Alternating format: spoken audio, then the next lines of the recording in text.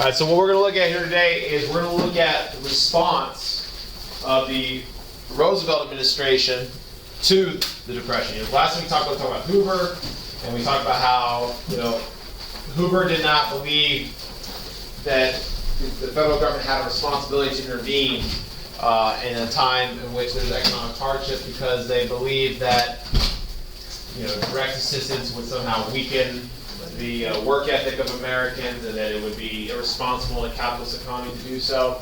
Okay, when we see now a new president in Franklin Delano Roosevelt, we are going to see a dramatic shift, not just for the time period in terms of the view of the federal government, but here's the more important thing that you guys understand. It's an entire paradigm shift for how we even view the role of the federal government with regards to how it regulates the economy and also how it cares for its citizens. So this is huge. I mean, this is going to transform our entire viewpoint about a social safety net and assistance. All right, so the first thing we're going to look at is we look at elections real quick. So 1932 was an election year. I think I left it with it last week. And we talked about Hoover was very unpopular, largely due to the fact that his response to the Great Depression was fairly weak. Okay, and of course, he had also had specific actions that had angered people. One of the last things he did in 1932, of course, was he disbanded the bonus army violently, which also lost him a lot of popular support in that year.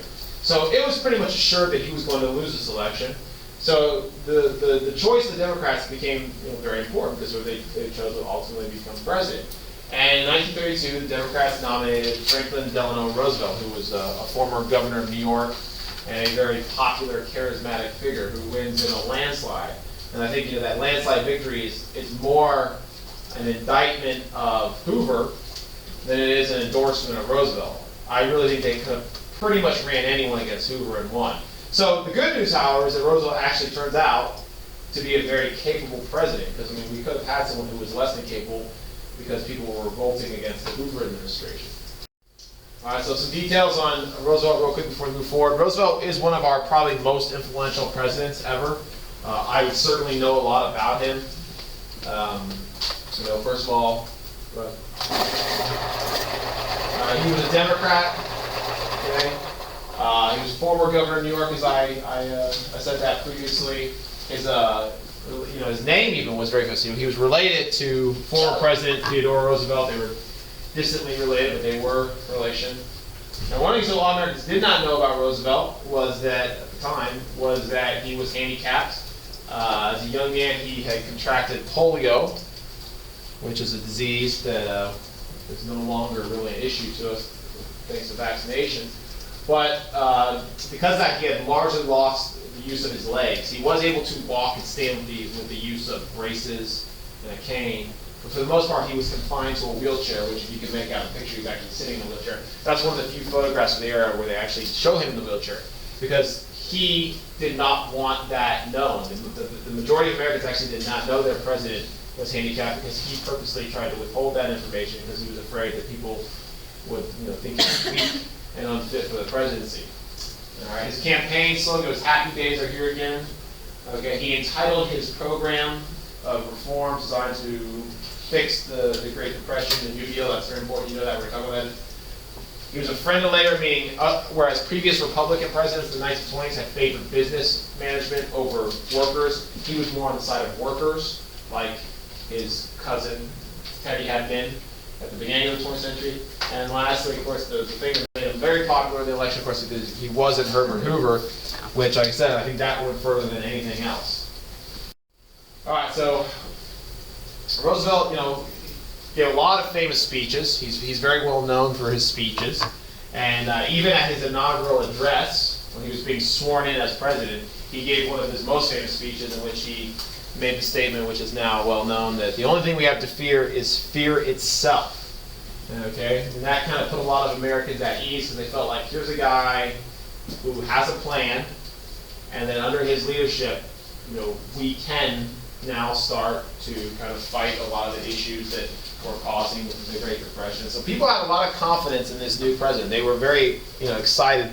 Not to mention the fact that he had a Congress that was on board with him and was willing to really create any laws that he demanded. So he had a very willing Congress, and he was very active. When he became president, I mean, he hit the ground running. Even before he was president, he had surrounded himself with all these advisors, which were top leading thinkers in their field, many of which were college professors. Okay, they called them the Brain Trust. It was a collection of these brilliant economists and sociologists, and they were like, his advisors. They weren't his cabinet yet because this was before his presidency. They said, look, these are the things we need to do. So when he became president, day one, he started already passing laws that Congress was sending his way. And in the first 100 days of his presidency, he passed more laws than any other president in history. So he wasn't messing around. He wasn't there to kind of ease in the presidency. He was ready and he wanted to get to work day one. So people really admired that. Okay, so let's talk about his agenda. So Roosevelt's agenda was called the New Deal. Very important you know that, the New Deal. One of the most bold presidential, policy agendas in American history, if not the boldest. It revolutionized our government, okay, and has changed and created changes that have lasted all the way to today. Many of the things that we take for granted today in terms of the way we view the role of government actually came from the New Deal. Okay? So keep that in mind as we go through this today. I mean, it's huge to understanding our present day. Now, the New Deal it revolved around three major goals. Okay? Three major goals dealing with the economy and the Great Depression, which will be known as the 3 R's of the New Deal. Okay, now this is not to be confused, as I said earlier this year, do not confuse this with the 3 C's of the Square Deal, which was the other Roosevelt. Think about how confusing that is. You got 2 Roosevelts, they got 2 deals, and they both got 3 things that are letters. So I don't have any neat little trick to remember this. You just got to remember it. Okay? The New Deal is Franklin Roosevelt. So his 3 R's were relief, which means to relieve the suffering. Right? How do we get people to get through this? How do we get people to how do we ease their suffering? How do we put some money in their hands and put some food on the table? That's number 1. I mean, these are human beings we're talking about. These aren't numbers. We've got to address these human beings. Right? 2 is recovery. How do we help the economy recover from the Great Depression? Because, of course, the Great Depression was the worst economic crisis in history. We had to get out of it. How are we going to get there? That was probably the most challenging task by far. Right? Because it was so bad that it was going to be a long climb back to where we once were. And then lastly, reform, and I would say this area is probably the most important in terms of long-lasting effects. Reform, how do we reform our existing systems so this doesn't happen again? Right? We haven't had another Great Depression since. Now, we've had some economic tough times, but we've never had a crisis as bad as the Great Depression.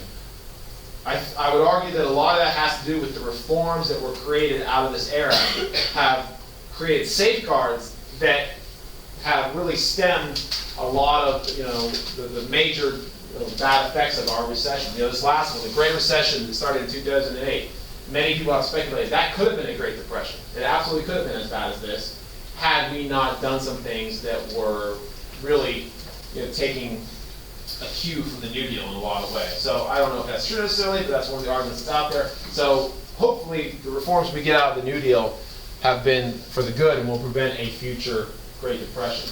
Because none of us want to go through that, right? So the 3 R's. Now let's talk about specifics. Now here's the thing. I'm not going to lie to you. The New Deal, the chapter, the material this week, it's very policy heavy. You read that chapter, I don't know how many of you have actually started reading it. It's just an unbelievable amount of laws and agencies and just names. All right, so this is a tough chapter because you got to absorb all that material. Okay, and I attached to your study guide this week, you'll notice on the back, okay, is a chart which I created to help you kind of get through those agencies and things like that. You can fill that out. That's going to help you. Don't lose that. That's pretty important. Okay, so there's a lot. Okay, I'm going to go through some of them now. See, I can't get to all of them. I'm going to go through some of them. Okay, but there was a lot of things that Roosevelt felt we needed to do to fix this situation. Okay. Now, one of the biggest crisis that Roosevelt faced when he took over, the number 1 crisis he had to face down was the banking crisis. Banks were collapsing, people were losing their life savings, and our entire financial system, which was based on our banks, was now in jeopardy. So he had to address this issue. So what Roosevelt did first thing, very first major action, was he passed Congress up the Emergency Banking Act and declared a bank holiday. And what that did was it shut down all the nation's banks temporarily. The goal here was to stop the bleeding, to stop banks from failing. He said, look, we're going to shut them all down. That way everything's kind of paused, nothing else bad can happen. And then he said the government is now going to investigate these banks. We're going to look at their books, and we're going to look at their stability. And we're not going to reopen the banks until we are sure that they are on solid ground and are not going to fail. Okay, what he was trying to do here was he was trying to restore the public's faith in things. So many people had lost their faith in the banks that they were, of course, withdrawing all their money, which was only causing the banks to fail more. So what he said was, look, I'm going to shut down the banks, and I'm going to not open them until they've been given my seal of approval. Now, when a bank did reopen, you were now told that this bank was trustworthy and that you should start putting your money back in it. And once people started depositing their money back in the banks again, this would help contribute to the overall recovery of the economy. And it worked, okay? When the banks did reopen, deposits now exceeded withdrawals. So he had helped stem that kind of, that flood of banks failing. Okay, and he had restored a lot of faith in the banking system because people bought into what he was doing. So this was his first major task that he was largely successful at achieving. Okay, now in order for this to work, he's got to be able to communicate with the people, because how do people know what he's doing? How do people know to put their money in the banks and trust the banks? Okay, so he had to communicate with the people. So one of the things that Roosevelt pioneered was the idea of using mass media and technology to directly speak to the American people on regular occasions, okay? Roosevelt engaged throughout his presidency. Periodically, he would engage in what were called the fireside chats. Okay, the fireside chats were a series of radio broadcasts that Roosevelt gave to the American people, in which he discussed major issues the country was facing and his plans to solve them. The very first fireside chat was literally on the banking crisis and the Emergency Banking Act and how we were to solve this. And during these speeches, he would talk in very clear, simple terms, and he would explain to Americans in words they could understand exactly what was going on. The average American didn't understand the economy. They didn't understand banking. So he explained it to them. He said, look, banks are not vaults. They don't just hold your money. They do a lot of things. We need to restore our trust in the banks. Okay? So he did this through the radio. Now, he's not the first president to ever speak on the radio. He was the first president to really periodically use the radio effectively to communicate this way. And of course, the legacy today is, of course, all of our presidents now regularly give broadcasts to the American public. Once a week, President Obama addresses the nation. If you want to go out there and find it, on the internet, it's on TV, things like that. It's out there.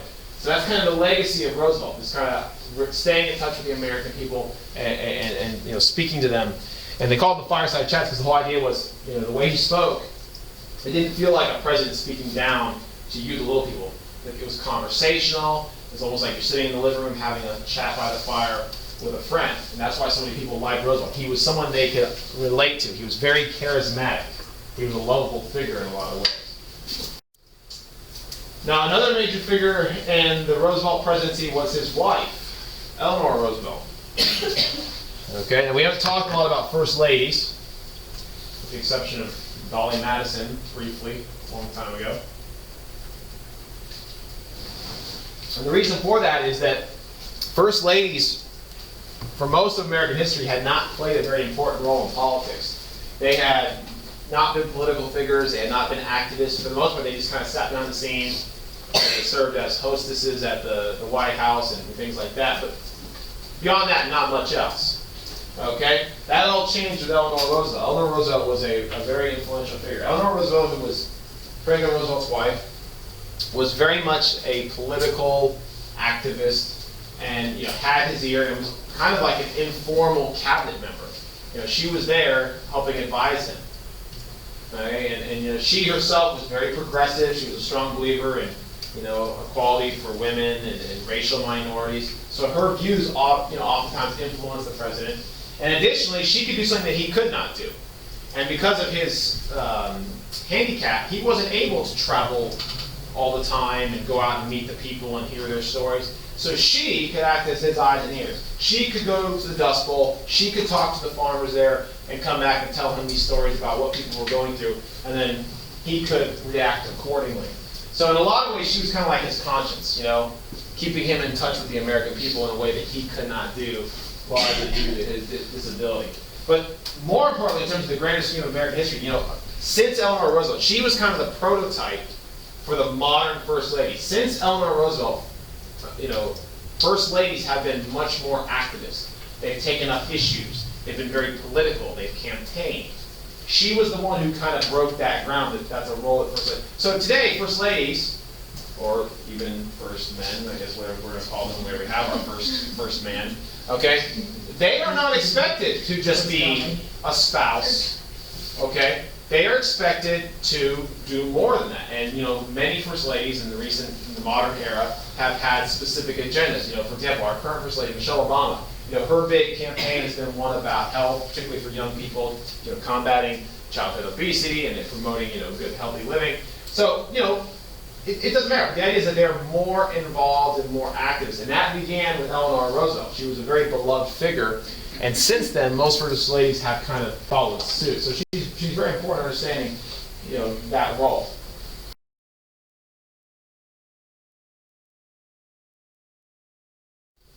Okay.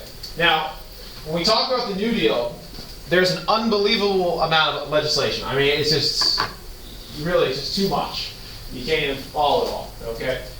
So much so that, you know, there were so many new government agencies and laws passed during the New Deal that a lot of them became known by their initials because it was just easier, okay? So for example, during the New Deal, we had the FDIC, we had the AAA, the CCC, the NRA, the NIRA, the TVA, right? You think, okay, what is awesome? So they called these the alphabet agencies, okay, because they were mostly known by these initials, right? But all of them were government agencies that played a very important role. Okay, some were more important than others, right? Now, early on, one of the laws passed that was aimed at the banking crisis, which we already talked about a little bit, was this thing called the Glass-Steagall Banking Reform Act, which had relevance all the way up to the modern day. Okay, now Glass-Steagall did many things in terms of regulating banking and trying to prevent banks from engaging in activities that would get the economy in trouble. But probably the most important legacy of Glass-Steagall that we're all familiar with today more so, and was important back then, was the creation of the FDIC. So there's another alphabet agency, the FDIC, which still exists today, by the way, still around. The FDIC was the Federal Deposit Insurance Corporation. Still around, still relevant. Okay, what the FDIC did was the FDIC was a government agency that insured banks. Okay, it was the federal government insuring banks and protecting deposits in those banks in the event of a bank failure. What does that mean?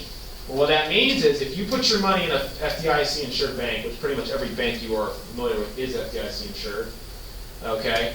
If you put your money in an FDIC insured bank, the federal government protects that money, which means if that bank were to fail, okay, your money is guaranteed by the federal government. You will be compensated by the federal government, and your money will be paid back to you up to a certain limit, which today, that limit, I believe, if it hasn't changed in too recent time, it's $250,000 or something along those lines, okay? So why would they do this? Well, the reason it is they were trying to restore people's faith in banks. And it wasn't enough that President Roosevelt had said, trust the banks. Now they were going a step further and saying, look, you don't even have to take my word for it. Here's a law, and here's an agency that says, if your bank fails, we're going to pay you back. Because if we could not get Americans to trust banks, we were never going to dig our way out of this depression. Okay, so the FDIC, you know, was very instrumental in doing that. It was just one of a whole bunch of alphabet agencies that we're going to discuss. Okay, here's another one, the CCC, Civilian Conservation Corps, one of the most popular of all of the alphabet agencies. Now, these alphabet agencies and these laws that were being passed were breaking new ground in which the government was doing things that it had never done before. This was a revolutionary time period in terms of how we viewed the role of government. All right? Now, one of the big changes that we were facing, besides increasing government regulation of business and things like that, which was a change, I mean, that's the progressive era, and even more so now. One of the things we saw was the government was now becoming a provider of jobs. Now, this is really important, right? This is something we still struggle with today in terms of the debate over whether this is a good or bad thing. This nation, the United States, is a primarily capitalist nation, right?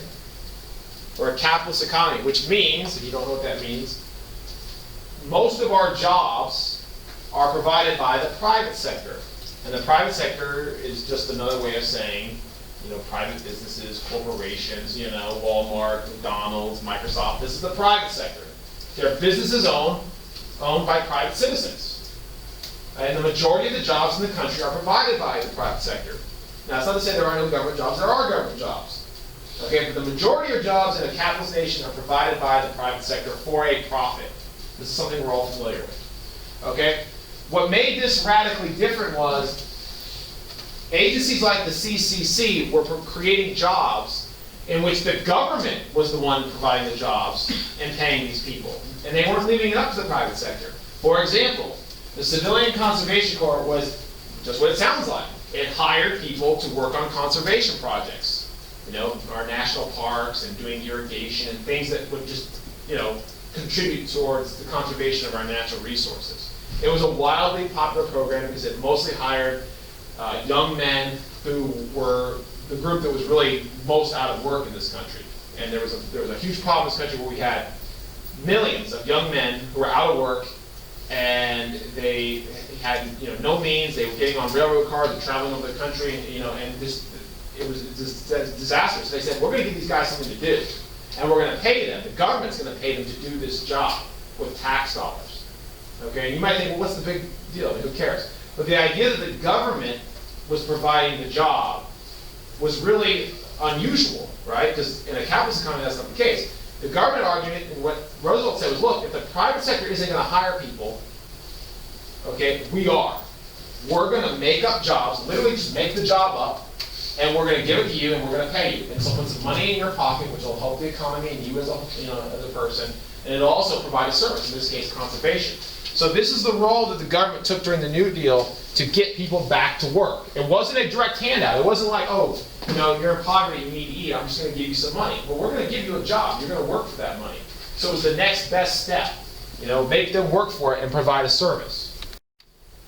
Okay, now what was the impact of this? Well, agencies like the CCC and others, like we're talking about another one here, the WPA, did have a positive impact on our unemployment rate, right? The unemployment rate was outrageous. This chart, it picks up to about 21, 22%, but it's estimated it might have even been as high as 25. Numbers from that time period are kind of hard to determine, but we estimate it was around at 25%, which is the worst in American history, right? Right now we're at 4.9, 25, okay? So, did it work? Yes, to some degree, okay? As you can see, during the first part, there's two New Deals really. There's the first New Deal and there's the second New Deal. They're all part of the same thing. There's different waves of New Deal legislation. During that first New Deal, we saw a significant decrease in the unemployment rate due to the government actually hiring people. Now here's the thing.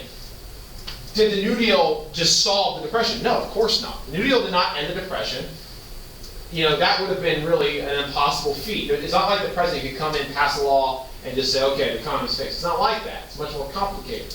Okay? And that's not really what the New Deal really ever expected to do. The New Deal was kind of a stopgap measure. It's like, how can we get through this crisis until we can get to a point where the economy can recover? Okay? It would have been nice if the New Deal could have obviously solved the problems of the Great Depression, but it didn't. Okay? It just helped us carry on and survive through this terrible time. So yeah, it helped, but it did not, jobs like this did not employ everyone. We still had very high unemployment. You can see there, the best it ever got was about 14%, which is still just ridiculously high. Okay, but it was much better than the 22 to 25% we had previously. Okay, now I don't want to get too far ahead of myself, but if we look at this graph and say, well, what's this then? What happened here? Is that the New Deal? That's World War II, right? So World War II is really the event, we'll get to this later, but World War II is the event that ended the Great Depression. The massive spending required for World War II is ultimately what pulled us out of the Great Depression. Because during World War II, we needed people to fight, we needed people to work. And that combination eventually created a situation in which we were basically at full employment almost. As close as you can get to full employment, which means everyone who needed a job had a job. That's really not even a realistic expectation at any time. So World War II is an unusual situation. But that is really the ultimate fix. But did the New Deal get us to that point? Yes. Okay? Now, one of the things we see also with the New Deal is we see now opportunities for minorities expand. Roosevelt was a strong supporter of equal opportunity for minorities, probably much at the behest of his wife. She was also an early advocate for greater rights for women and for racial minorities. So during the New Deal, we see a lot of opportunities open up for people. We get the first female cabinet member, for example. Frances Perkins, Secretary of Labor. She was the very first female cabinet member. All right, so opening up opportunities for women. But it wasn't just women. Roosevelt also, he even outside his cabinet, he also had a group of unofficial advisors who advised him on many issues, including he had an advisor on the African American community. He had an advisor as it pertained to the Indian affairs. So he was very much interested in reaching out to these other disadvantaged groups as well. Okay, because here's the thing that I failed to mention probably when we talk about the Great Depression. As bad as the Great Depression was, and as bad as it hurt America, those bad effects were doubled, usually, for minority groups. Okay? Because when it came to firing, the first people fired and the last ones to be hired were typically minority groups, whether they be women or racial minorities. So the Great Depression hit those groups extra hard. So the fact that the Roosevelt administration kind of reached out helped out. Now, and of course there were limits, and we'll eventually get to those. And of course this also begins, and the fact that the Roosevelt administration did reach out to minority groups also helped politically. And I'll talk about this now, but this is one of the big shifts politically in American history. A lot of people, if you ask me, say, I've talked about how the parties are reversed now, right? I talked about how the Democrats have become the liberal party today, and the Republicans are the conservatives, whereas in the past, the Republicans used to be liberals, right? You say, well, when did that shift happen? This is the beginning of the shift. It's not the shift. It's not like it happens one time, but this is the beginning of that shift. Okay, the fact that the Roosevelt administration was opening up opportunities, in this case for minorities, we see a mass political shift. African Americans in particular abandoned the Republican Party, which had been their party since the days of Lincoln, who had given them their freedom, and now shifted to the Democratic Party because they were favoring these New Deal policies, okay, and they never go back for the most part. All right, so we're seeing the beginnings of that shift, and the major issue here that caused the party to shift was the issue of race relations. The more the Democratic Party began to focus in on civil rights for blacks and things like that, that was really the deciding factor that caused the roles of the party to shift. It was a racial issue that'll finalize by the time we get to the 1960s. Okay, another agency. This is one of the most ambitious. This one was so ambitious that it eventually got kind of slapped down by the court. Okay, the NRA. So the NRA stands for the National Recovery Administration, not to be confused with the National Rifle Association, the other NRA, which you hear more about today. Okay, so the National Recovery Administration was a agency created by the New Deal, whose goal was to kind of get business to kind of cooperate and work together so that they were not competing so harshly that they were knocking each other out of business altogether. The idea was companies would be forced by the government to work together. They would set minimum wage, they would set maximum hours, they would set the price on products, and this would hopefully stop cutthroat competition, which ultimately was driving many businesses out of business altogether. It is kind of collusion, you're absolutely right. But in this case, the government was endorsing it for the greater good, so they said, right? So, yeah, it was definitely, this would, of course, be against the idea of laissez-faire capitalism, which would say, no, competition is everything. Let them, kill each other off. Let the weakest die off and the best will survive. Okay? So, like I said, very, very bold program. Ultimately, we'll talk about this before we leave, this one is going to eventually be declared unconstitutional by the court, and that's going to lead to some efforts by Roosevelt to overcome the court, which becomes important. Okay, another one that was very bold, the TVA, Tennessee Valley Authority, right?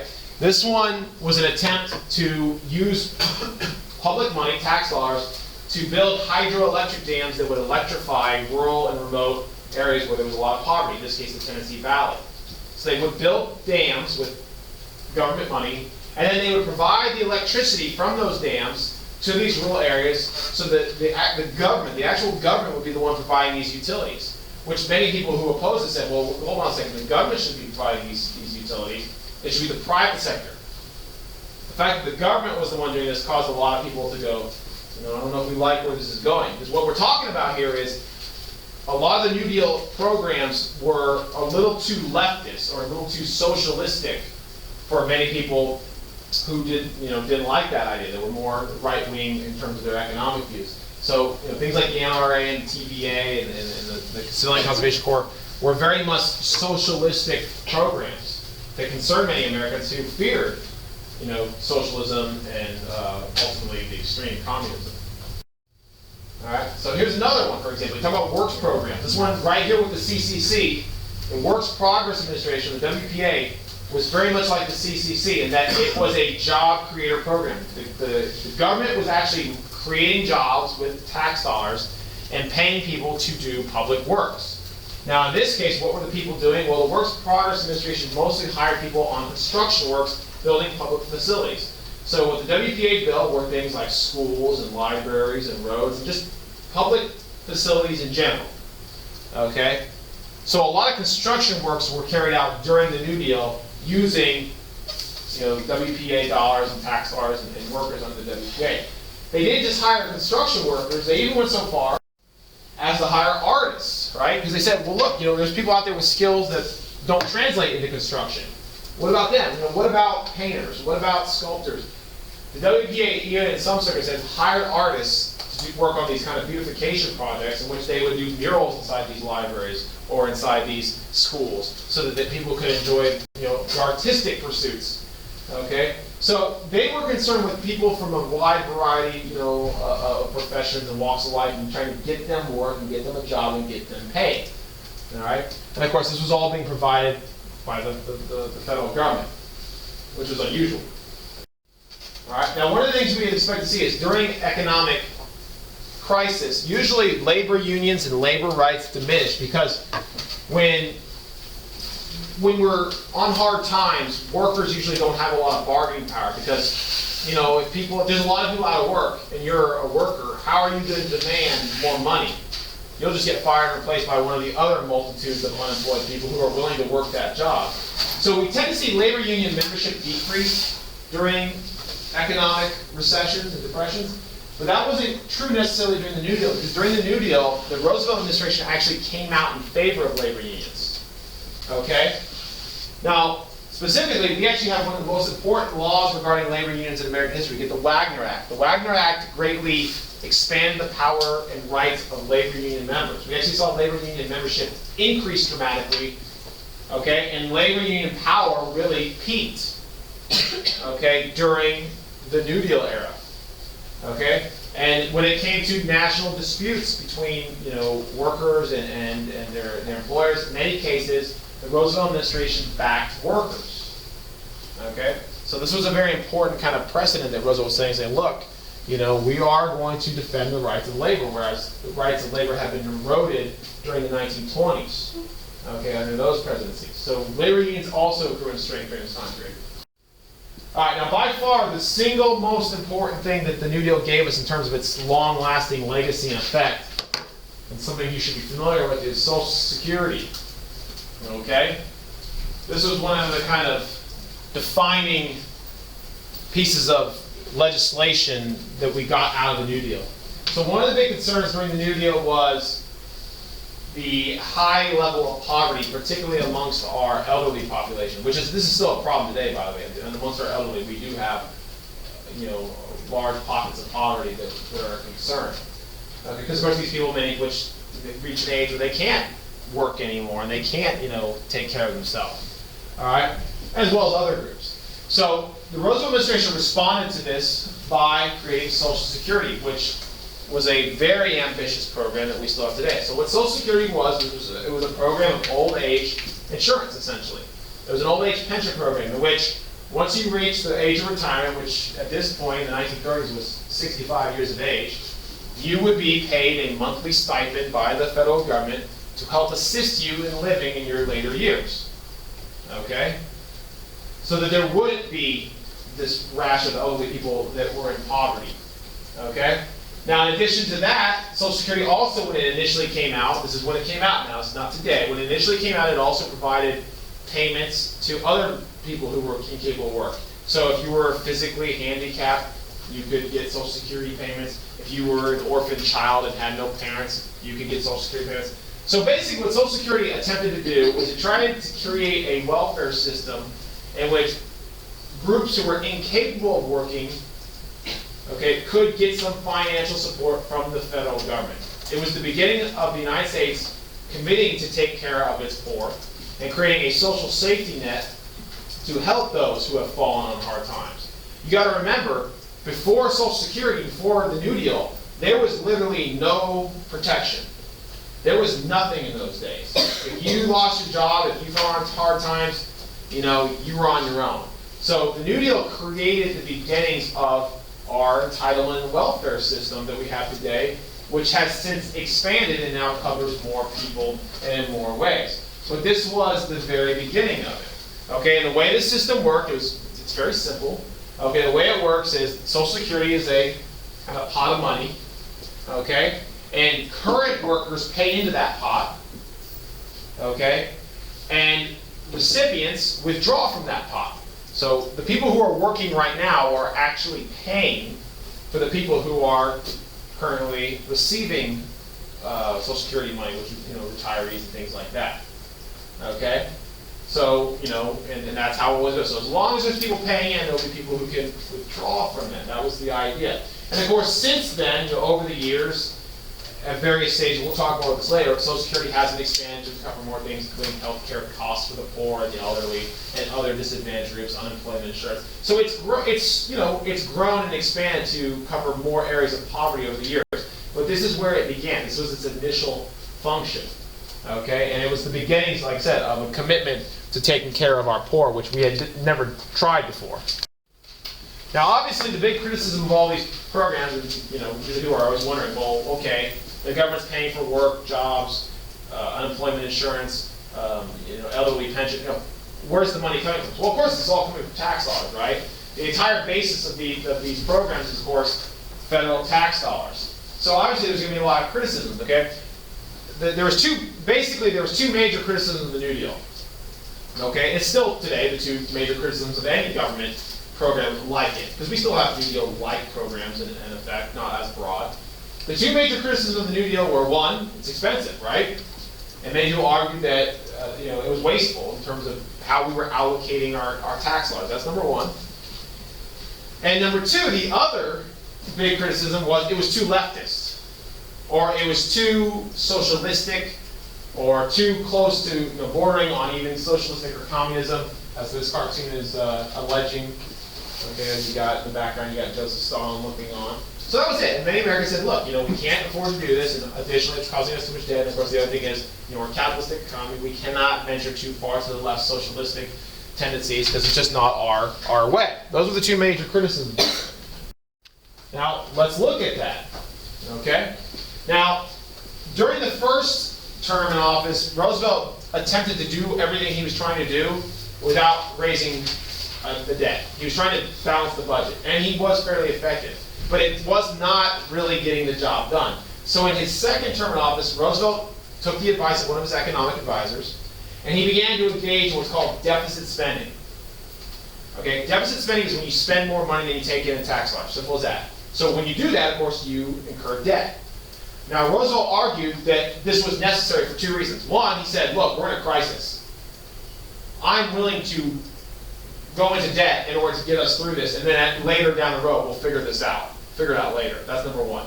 And then number two, he said by deficit spending, what it would do was it would jumpstart the economy, almost like an engine, a car engine, and get it running, and then we could eventually stop the deficit spending, and the economy could take over and it could remedy the situation. They call it priming the pump. Okay, that was his argument for deficit spending. So under deficit spending, we did incur some debt. And wherever this line, the existence of this line means debt. Okay, so yeah, we did incur debt. The New Deal was an expensive program, incurring a lot of debt. However, the debt was not exorbitant. People always talk about our national deficit today. It's not like that was created by the New Deal. Okay, to give you perspective, this is the national debt or deficit created by the New Deal.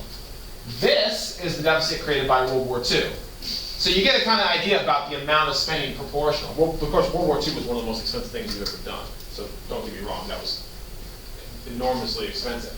Now, did it work? Well, let's take a look at unemployment, as we looked at on the previous chart. To some extent it did. Once again, did it solve the problem? No, it didn't solve the problem. But did government works projects, did they employ people? Yes. Did they get them money in their hands? Yes. Did it help them survive the Great Depression? Yes. So it did alleviate some of the effects of the Depression, but it fell short of solving them. Only World War II was able to solve those problems. Okay, so the question is, did people support Roosevelt? Well, that was the question in 1936. 1936 was a referendum year, meaning if people voted for Roosevelt, it was considered they were endorsing the New Deal and all these radical changes. If they abandoned Roosevelt, it means they were opposed to it. Well, take a look.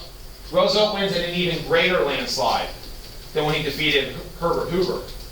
So Roosevelt took this as an endorsement. Hey, we like what you're doing. Keep it up.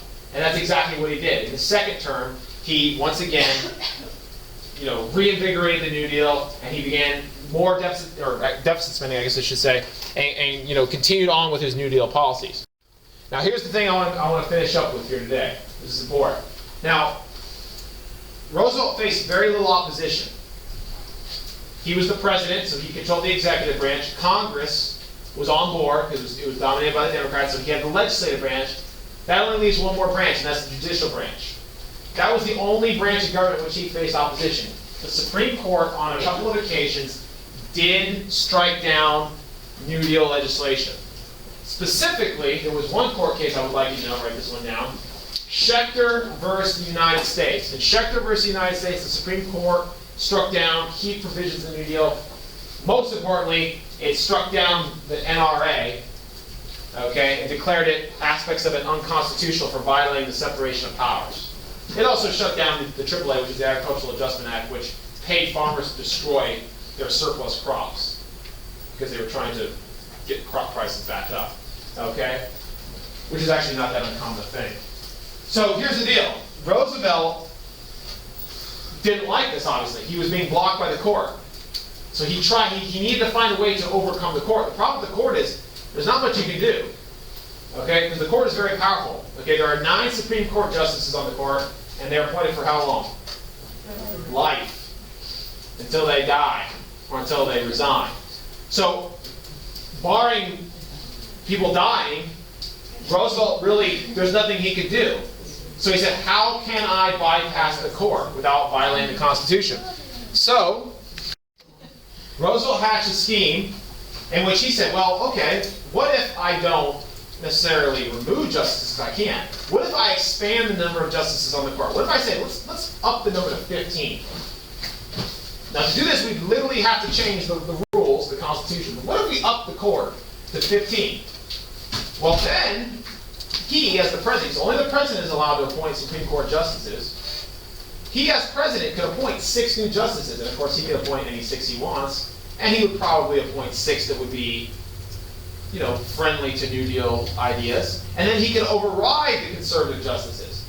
Now, here's the thing: Roosevelt was immensely popular, but when he proposed this, people turned against him. Both Democrats and Republicans turned against him because whether they liked the New Deal or not, many Americans did not like the idea that he was trying to violate the separation of powers within the Constitution. A reminder for the Cocoa Beach academic so he failed to do all this. members of the academic team should report immediately to the ACE lab. Again, the academic team to the ACE lab immediately after school. And attention middle school students, this is a reminder to purchase your middle school dance tickets by this Thursday. We have a limited amount of tickets left, so don't wait. Tickets will be on sale during lunch in front of the library. We will not be selling tickets at the door. These students have items to be picked up in the front office. Andrew Blake, Leanna Tamburillo, Katie Hughes, and Max McNeely. Please come to the front office to pick up your items after the bell rings. Thank you. Let me finish up. So, Roosevelt does not hack the court. However, and of course this hurts his reputation, but ultimately it doesn't matter anyways. During his presidency, due to the normal attrition on the court, he ends up getting to appoint a couple new justices, which ultimately gives, the New Deal more favorable, support on the court, and he gets his way anyways. So this was a failure on his part, and it did hurt his reputation. It's actually considered to be one of the few major, mistakes he made, at least in terms of his domestic policy. But also, people did forgive him for it. He ended up getting his way anyway, so it didn't really hurt him in the long run. All right, lastly, legacy of the New Deal. You should probably know some of this stuff. Okay, obviously this is how it affects everyone all over today. Expand the role of the federal government in the economy. the idea that the federal government has a right to regulate and oversee the economy, ease the suffering of the Depression. I think that's very important. Help people get through that. Expanded rights for labor, and of course, the most direct, long-lasting legacy of the New Deal, the one that has the most direct application today, is Social Security. Social Security still exists today. We still have it. In addition to having it, we also have it's been expanded to include so, much more in terms of our social safety net, our protections. Like I said, it now also accounts for unemployment insurance and medical care and all kinds of things like that. So definitely need to know that.